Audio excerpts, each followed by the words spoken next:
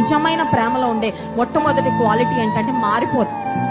పరిస్థితులు మారిపోయినా నిజమైన ప్రేమ, perfect love will never change. రెండవదిగా నిజమైన ప్రేమలో ఉండే లక్షణం ఏంటంటే ట్రూ లవ్ ఇస్ సెల్ఫ్లెస్. నిజమైన ప్రేమలో స్వార్థము ఉండదు. ఈ రోజుల్లో చూడండి, ఎవరైనా ప్రేమించారంటే దానికి ఏదో ఒక కారణము ఉండాలి. ఖచ్చితంగా కారణం ఉంటే ప్రేమిస్తారు. మూడవదిగా నిజమైన ప్రేమ స్వచ్ఛంగా ఉండాలి, ప్యూర్.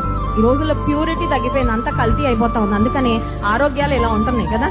నాలుగవది, another quality of true love is unconditional. నిజమైన ప్రేమ కండిషన్లు పెట్టదండి, షరతులు పెట్టదు. మీరు చూడండి, ఎవరైనా మీ దగ్గరకు వస్తే ఐ లవ్ యూ బికాజ్ అని మొదలు పెడతారు. I love you because you are famous. I love you because you are beautiful. I love you because you are handsome.